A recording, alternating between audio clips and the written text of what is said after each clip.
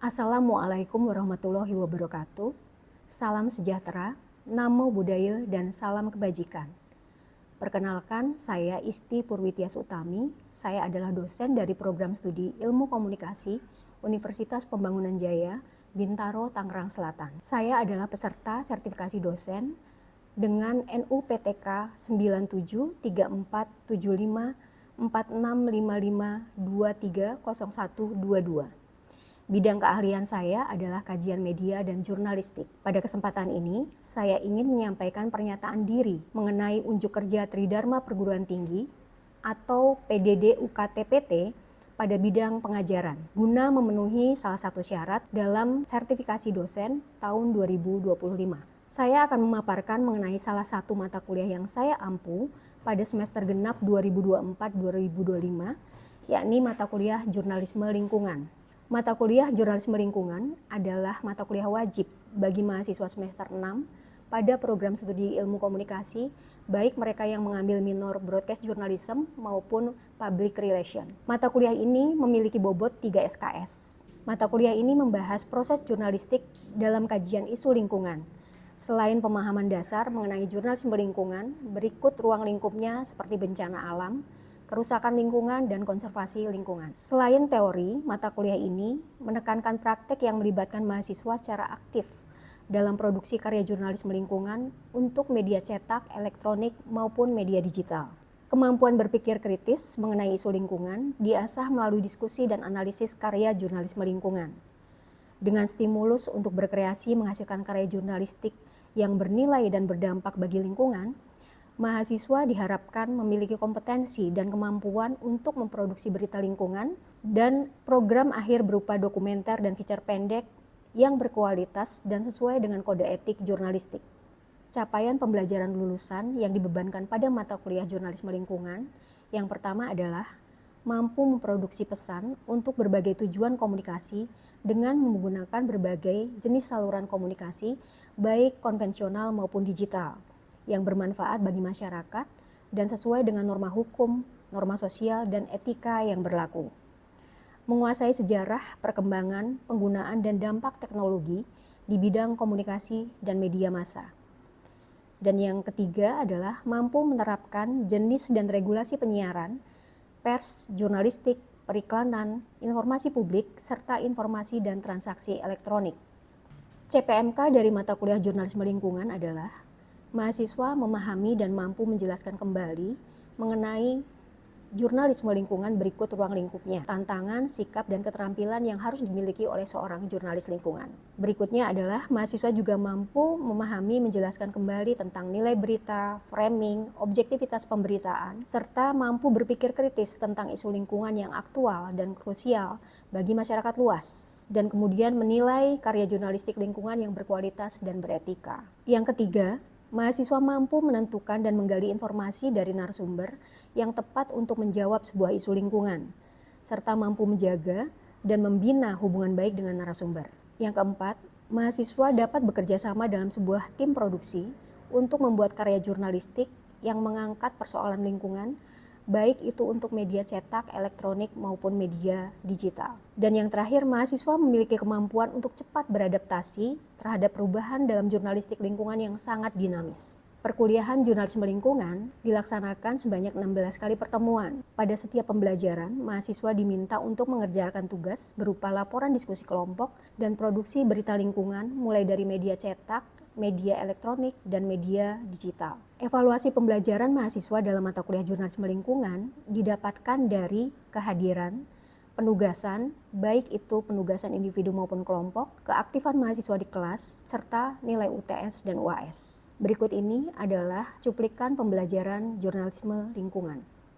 Selamat pagi teman-teman semuanya, selamat bertemu kembali dalam mata kuliah jurnalisme lingkungan. Seperti biasa kita akan membahas materi baru setelah minggu lalu kita sudah melewati 4 pertemuan ya. Jadi materi hari ini kita akan bicara tentang Nilai-nilai berita dalam jurnalisme lingkungan itu seperti apa? Apakah, ada metode yang berbeda dari media ataupun jurnalis untuk menentukan nilai berita itu? Itu yang akan kita bicarakan hari ini, gitu ya. Saya harap semuanya nanti, aktif dalam berdiskusi, gitu ya, karena seperti biasa kita akan ada diskusi kelompok, di kelas ini, tetapi juga akan ada diskusi kelompok di luar berupa pekerjaan rumah. Jangan lupa, isi presensi ya di My UPJ. Kalau lewat dari 30 menit tentu tidak akan terekam. Maksudnya saya tidak akan absenkan, tetapi kalian tetap bisa, mengikuti perkuliahan ini. Baik, saya langsung share, materi pertemuan minggu ini ya. Oke, ini materi kita. Bisa terlihat teman-teman? Bisa, Mbak. Oke, siap. Oke, ini materi kita hari ini. Jadi identifikasi nilai berita dalam jurnalisme lingkungan, ya. Seperti, mata kuliah, sebelumnya saya selalu ingatkan bahwa dalam perkuliahan ini tujuan akhirnya adalah mahasiswa itu nanti mampu merencanakan, mempraktekkan produksi karya jurnalistik lingkungan yang ditujukan untuk media konvensional maupun media digital dengan menganut pada kode etik jurnalistik, secara benar ya. Jadi itu harapan, capaian pembelajaran kalian di akhir perkuliahan. Tetapi setiap minggu kita punya capaian pembelajaran tersendiri. Nah, minggu ini apa capaiannya? Ini kurang lebih capaiannya. Jadi mahasiswa diharapkan nanti mampu menunjukkan hubungan antara nilai-nilai berita lingkungan dengan apa itu kriteria layak berita. Apa sih kriteria layak berita dalam berita lingkungan, nilai-nilai berita apa saja yang ada, serta di akhir kelompok produksi nanti bisa membuat ide peliputan yang bisa mengangkat realitas lingkungan yang bernilai. Ya, jadi kita mengangkat berita lingkungan itu kan tentu harus punya nilai berita dan memang layak untuk diliput atau disiarkan ke halayak luas ya. Sebelum kita masuk ke materi, saya mau tanya dulu nih. Ada yang mengikuti berita lingkungan terkini beberapa waktu terakhir? Apa yang menarik? Isu lingkungan apa yang menarik menurut kalian? Boleh Indonesia, boleh luar. Kemarin ini ada yang sangat menarik loh. Ada yang dengar Korea banjir? Gimana, Bet? Apa yang kamu tahu tentang berita Korea banjir? Kenapa menarik buat kamu? Iya, Mbak, karena banjirnya itu kan di tengah kotanya Korea ya, Mbak. Jadinya terus banjirnya malam-malam, terus kayak ya itu airnya yang biasanya Korea nggak pernah jarang banjir kan, itu sekalinya banjir langsung kayak gitu, Mbak, di Oke. tengah kota. Itu menariknya karena, kamu merasa dekat dengan Korea gitu ya, Bet ya? Anak-anak sekarang kan sangat taunya, K-pop dan lain-lain. Lalu ketika Korea banjir pasti itu menarik perhatian ya. Oke ini, gambarannya. Oke ini ya gambarannya kemarin, ini hanya saya ambil dari, 2, media saja. Kenapa ini menarik? Tentu kalau bagi orang-orang kita yang sangat, akrab dengan drakor, ini pasti akan sangat menarik. Ada yang pernah nonton film pemenang Oscar, Parasite, ya itu, salah satu daya tarik juga dalam berita soal isu lingkungan banjir di Korea kemarin ya. Bagaimana rumah-rumah, semi bawah tanah atau apartemen, semi bawah tanah itu terendam semua dan banyak korban ya. Di sana 7 orang meninggal, 6 orang hilang itu sudah sangat, luar biasa bagi Korea yang sangat maju gitu ya. Dan nggak kebayang, Korea yang sangat maju seperti itu bisa mengalami banjir bandang. Karena apa? Hujan yang sangat ekstrim. Ini sekali lagi bukti bahwa yang namanya pemanasan global, itu sangat, real gitu, nyata ya, terjadi dan Korea mengalaminya gitu ya. Beberapa hari kemarin ya kalau tidak salah Perancis pun sama gitu ya. Ini contoh bagaimana isu lingkungan itu selalu relevan dengan manusianya ya. Bagaimana dengan Indonesia apalagi ya, Indonesia itu punya realitas lingkungan yang sangat kaya, ada sumber daya alam yang sangat kaya, tapi eksploitasinya juga gila-gilaan gitu ya. Perusahaan tambang, lalu penebangan hutan, belum lagi konservasi sumber daya alam yang, maksimal, banyak isu ya. Nah, persoalannya bagaimana mengangkat isu-isu itu, menjadi berita yang bernilai, itu yang akan kita bicarakan hari ini. Lalu bagaimana menentukan realitas lingkungan yang layak berita? Berita yang layak, disiarkan tuh yang kayak gimana sih? Ada yang masih ingat? Izin menjawab Mbak Isti, menentukan realita lingkungan yang layak berita. Yang pastinya berita terkini, yang kemudian beritanya nyata ya, ada, dan kemudian tepat di hari itu juga.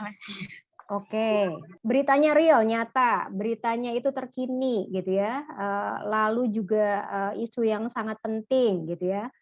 Kalau lingkungan apa tadi saya bilang apa? Menyangkut siapa? Human interest, Mbak. Human interest, manusia ya. Karena apa? Bagaimanapun manusia yang akan baca berita, manusia juga yang punya banyak peran dalam hal pelestarian dan perusahaan lingkungan, maka mereka itu jadi subjek yang penting gitu ya. Tetapi tidak melulu bahwa yang harus diberitakan memang manusia sentris ya. Kepentingan alam pun penting ya. Itu tadi beberapa kriteria layak berita yang pernah kita bahas dalam dasar-dasar jurnalistik. Nah, bagaimana dalam jurnalisme lingkungan ada proses yang namanya news judgment. Jadi bagaimana kita menentukan berita lingkungan itu layak untuk diliput dan disiarkan. Itu ada dua cara pandang. Yang pertama seni. Kenapa dibilang seni? Karena menentukan sebuah berita bernilai itu butuh rasa. Ya, jadi bukan hanya hal logis saja, tetapi rasa yang justru timbul karena sudah banyak jam terbang. Ya, biasanya kepala redaksi atau jurnalis senior itu biasanya mempunyai cita rasa atau kepekaan yang lebih tinggi daripada mereka yang masih pemula ya. Kira-kira ini layak berita apa tidak? Kira-kira nanti akan banyak yang cari berita ini atau tidak, itu seni. Jadi menilai secara relatif apakah berita ini, berita A itu lebih menarik, penting dibandingkan berita B dan seterusnya. Karena bisa jadi dalam sehari isu lingkungan itu ada beberapa gitu ya. Misalnya saat ini ada banjir Korea, lalu ada juga banjir Prancis yang baru saja terjadi. Tapi di Indonesia misalnya ada gempa di beberapa wilayah yang berpenduduk banyak. Mana yang diprioritaskan? Itu contoh bagaimana seorang jurnalis itu harus punya kepekaan terkait dengan menentukan mana yang sekiranya paling dibutuhkan, paling menarik bagi halayak. Yang kedua bisa dilihat sebagai proses kerja. Kenapa proses kerja? Karena news judgment itu akan menentukan berita ini kalau diproduksi dalam waktu singkat bisa tidak ya? Ada space-nya atau ada ruangnya atau tidak? Ada sumber dayanya enggak? Kalau misalnya liputan tentang bencana itu butuh jurnalis banyak dalam waktu singkat gitu ya. Maka kira-kira apakah peliputannya akan diprioritaskan saat itu juga atau bertahap dan seterusnya, itu proses kerja. Jadi ada dua cara pandang mengenai news judgment. Yang pertama adalah seni ya, tentang bagaimana menentukan nilai relatif berita. Yang kedua tentang proses kerja, layak untuk diproduksi secepatnya, ada space-nya, lalu sumber dayanya tersedia atau tidak, dan seterusnya. Selanjutnya kriteria news judgment ya. Kriterianya ada dua ya, newsworthiness atau kebernilaian berita, nilai-nilai berita itu sendiri, dan who cares method. Who cares method itu audiensnya ya.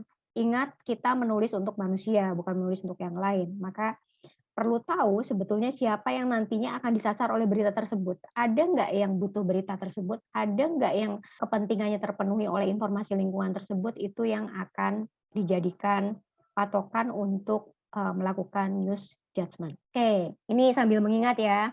Yang pertama, prominence, ketenaran ketokohan. Berita itu punya nilai berita kuat ketika ada sosok yang sangat berpengaruh di situ. Entah itu public figure ataupun juga sosok yang tiba-tiba menjadi besar karena sebuah peristiwa yang sangat mencengangkan. Lalu juga kebesaran peristiwa itu akan menentukan.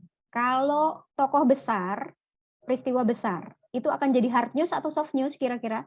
Hard news. Kenapa hard news, Bunga? Karena kan seseorang yang besar gitu ya. Yeah. Kalau soft news sesuatu yang kayak misalnya kejadian kayak di taman gitu, atau jalan-jalan kayak gitu soft news. Di taman atau jalan-jalan, orang besarnya di taman atau jalan-jalan gitu ya? Oke. Iya. Oke, misalnya Presiden Jokowi menanam pohon bakau di wilayah ujung kulon. Itu hard news, soft news? Prominensnya kuat Pak Jokowi, tapi menanam bakau. Hard news atau soft news? Soft news, Mbak. Kenapa soft news? Karena kalau hard news itu nggak menekankan sisi human interest-nya.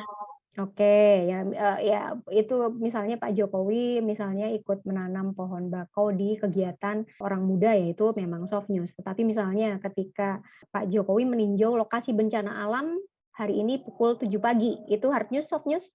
Hard news, Mbak. Hard news ya, karena kesegeraannya, peristiwanya jauh lebih kuat dibandingkan yang pertama saya contohkan tadi. Oke, sekarang orang besar, peristiwa kecil tadi sudah ya. Orang kecil, peristiwa besar, hard news, soft news? Orang yang tidak dikenal tapi peristiwanya besar, hard news atau soft news? Hard news. Kenapa lagi hard news? Kamu seneng banget sama hard news, Putri? Biasanya kalau hard news tuh kayak berita terkini hot gitu sih, Mbak. Kalau Ya, misalnya soft news tuh tergantung peristiwanya ya. Kalau misalnya seorang kakek yang tidak dikenal sama sekali, tetapi tiba-tiba mendapat penghargaan Kalpataru karena menanami bukit yang tandus selama puluhan tahun, itu hard news, soft news.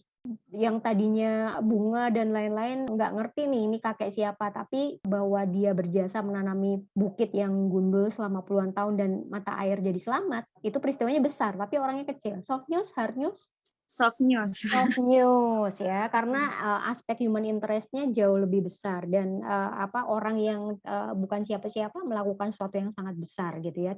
Dan orang baru mengenal saat itu juga. Oke, jadi kita melihat dari kebesaran peristiwa atau kekuatan peristiwa dan juga tokoh yang ada di situ. Orang kecil peristiwa kecil, soft news yang benar. Isti dikejar anjing, berita bukan? Bukan. Jadi orang kecil peristiwa kecil itu nggak punya nilai berita ya. Kayak kurang lebih itu ya kalau untuk prominence. Timeliness ini keaktualan, kebaruan ya. Ini tidak perlu saya jelaskan. Yang penting tadi prominence dan peristiwa itu penting biasanya. Proximity itu kedekatan.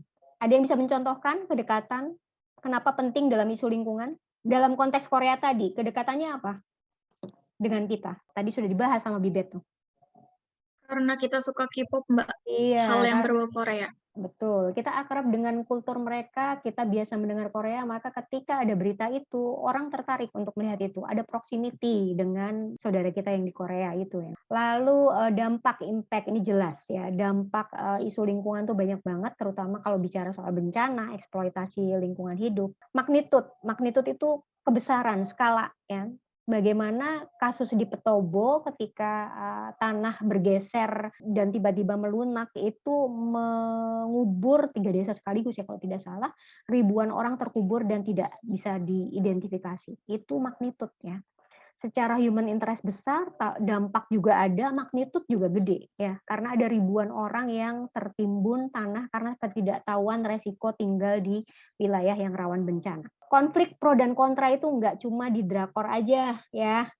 Jadi konflik pro kontra itu juga menarik dalam pemberitaan. Isu-isu lingkungan terkait dengan eksploitasi tambang, ada masyarakat lawan pemerintah, masyarakat lawan industri, itu akan menjadi nilai berita yang sangat menarik. Lalu auditi, kelangkaan. Munculnya fenomena awan caping gitu ya, atau misalnya tiba-tiba langit di beberapa kota yang warnanya merah gitu ya. Beberapa waktu terakhir itu sesuatu yang menarik. Human interest jelas, segala sesuatu yang bercerita tentang manusia, apalagi manusianya itu punya peran tertentu dalam isu lingkungan, itu pasti akan menarik. Sampai di sini ada yang mau ditanyakan tentang newsworthiness? Cukup jelas ya? Oke, sekarang kita main bukan tebak-tebakan ya.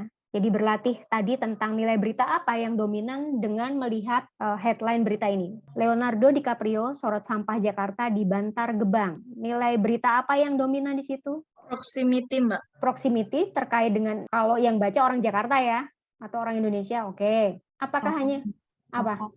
Tokohnya, prominence ya. Karena siapa? Leonardo gitu ya. Yang kita lihat hanya di Titanic, hanya di mana tiba-tiba ngomong soal Bantar Gebang. Itu sosok yang sangat biasa dengan kemewahan Hollywood, tiba-tiba bicara soal isu lingkungan. Soft news atau hard news ini? Soft news, Mbak. Soft news, oke ya. Ada yang mau ditanyakan dulu tentang nilai berita sebelum saya bicara tentang who cares method. Baik, yang selanjutnya who cares method. Siapa sih target berita lingkungan? Ada yang tahu? Kalian termasuk target dari berita lingkungan bukan? Termasuk, Mbak. Termasuk. Oke. Apa bedanya halayak berita dengan target halayak berita?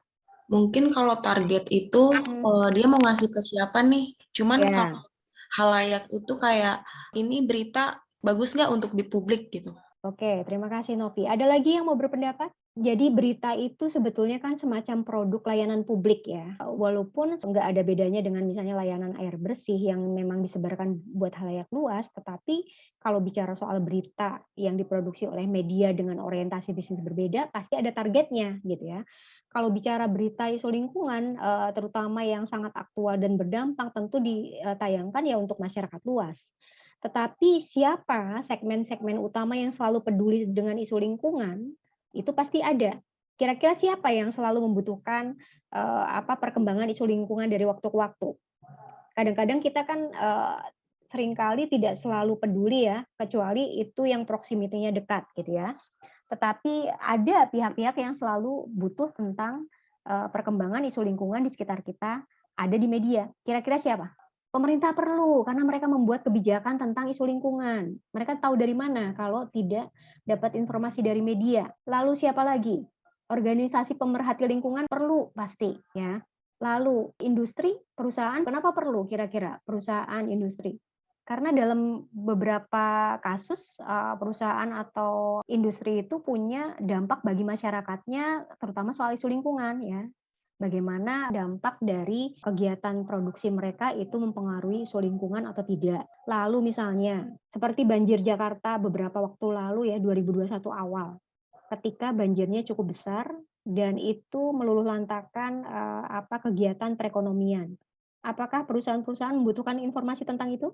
Iyalah perlu ya, bagaimana mereka mengalami sendiri perekonomian terkendala karena banjir cukup membuat repot gitu ya, bahkan mereka tidak bisa membuka usahanya gitu. Lalu juga mereka meninjau kembali tentang analisis dampak lingkungan dilakukan atau tidak ketika membangun mal gitu ya. Kenapa ketika membangun mal setiap kali wilayah sekitar mereka banjir, ya pasti mereka perlu. Kita lihat siapa yang butuh berita lingkungan. Tadi beberapa kelompok yang membutuhkan berita lingkungan. Nah, ini beberapa teori yang terkait dengan bagaimana sikap halayak berita lingkungan terhadap pesan-pesan isu lingkungan di media ya. Tentu kalian pernah mendengar beberapa teori ya. Ada agenda setting gitu ya. Mungkin kalau naratif framing nggak dengar, tapi framing pernah dengar ya. Ada cultivation analysis, ada media engagement continuum. Agenda setting ya. Ada yang ingat agenda setting itu apa? Teori yang bicara tentang apa? Media berita itu bisa menentukan isu lingkungan apa yang dirasa penting untuk diberitakan. Jadi ketika media itu tidak punya keberpihakan terhadap isu lingkungan, ya maka isu lingkungan itu jarang muncul di pemberitaan dan menjadi tidak terlalu penting gitu ya. Tetapi ketika ada media yang punya keberpihakan terhadap isu lingkungan dan secara kontinu berusaha menyampaikan isu-isu lingkungan yang sangat berdampak, maka itu akan menjadi penting bagi masyarakat juga ya. Contohnya misalnya isu terakhir tentang tsunami di wilayah pantai selatan Jawa yang dikatakan oleh BMKG itu punya potensi terjadi dan tidak tahu kapan, tetapi masyarakat diminta waspada. Ketika media mengagendakan ini sebagai sebuah isu yang penting, maka masyarakat bisa melihat ini sebagai isu yang penting juga dan jadi diskusi publik gitu ya. Lalu naratif framing. Framing itu pembingkaian. Bagaimana media membingkai narasi sebuah isu lingkungan itu akan menentukan bagaimana orang memaknainya. Ketika media mengatakan global warming itu hoax, global warming itu nggak real, nggak ada buktinya, dan itu disampaikan pada halayak secara konsisten, maka ya itu akan mempengaruhi benak halayak tentang apa itu global warming. Bagaimanapun media itu punya pengaruh kuat terhadap bagaimana cara kita melihat isu lingkungan. Sebetulnya kalian mengikuti isu lingkungan dari mana kalau nggak dari media? Kecuali ada yang dapat kuliah jurnalisme lingkungan kayak gini ya, mungkin dapat ya. Tetapi bagaimana dengan mahasiswa yang nggak ngambil jurnalisme lingkungan? Mereka dapat dari mana kalau nggak dari media? Sekolah kita dari SD sampai SMA jarang yang berbicara tentang isu lingkungan, betul nggak? Belum masuk dalam kurikulum secara serius, maka kalian beruntung gitu ya bisa bicara soal isu lingkungan melalui mata kuliah ini ya. Harapannya nanti kalian menjadi orang-orang yang terlibat dalam isu lingkungan ya. Mudah-mudahan banyak jurnalis ataupun kalau PR yang peduli soal isu lingkungan dan perusahaannya dan seterusnya ya. Lalu cultivation analysis, ada yang masih ingat apa itu teori kultivasi? Kultivasi itu seperti menanam, cultivate. Teori ini bicara ketika penonton berat televisi atau media yang lain itu terus-menerus terpapar oleh berita tertentu, maka benaknya akan setuju dengan berita tersebut. Contoh, ketika dikatakan bahwa Jakarta itu langganan banjir, ya, terus-menerus itu yang dimunculkan oleh pemberitaan, bahkan ada banjir 5 tahunan, ada banjir yang karena hujan ekstrim dan terus-terusan, maka persepsi orang pasti yang terbentuk dalam benak adalah Jakarta itu memang Langganan banjir. langganan banjir, karena media bicara terus-menerus seperti itu. Tapi ketika media misalnya mencoba pemerintah pusat dan pemerintah daerah itu berusaha menangani banjir dengan teknologi terbaru, itu dimunculkan. Atau misalnya pemerintah pusat dan daerah Jakarta bekerja sama untuk melibatkan masyarakat dalam isu banjir.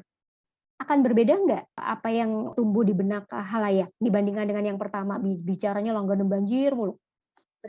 Berbeda. Itulah yang harus kalian lakukan kalau kerja di media besok ya. Bicarakan sesuatu yang jadi solusi, bukan hanya ngangkat masalah tapi nggak menawarkan solusi ya. Ketika media bicara hanya melaporkan banjir 5 tahunan, banjir tiba-tiba karena hujan ekstrim, apa perbedaan yang bisa dibuat? Tetapi ketika jurnalis mencoba melakukan peliputan yang lebih mendalam, interpretatif reporting, nggak hanya bicara masalah tapi juga solusi, ini akan menanamkan sesuatu yang lain dalam benak khalayak gitu ya.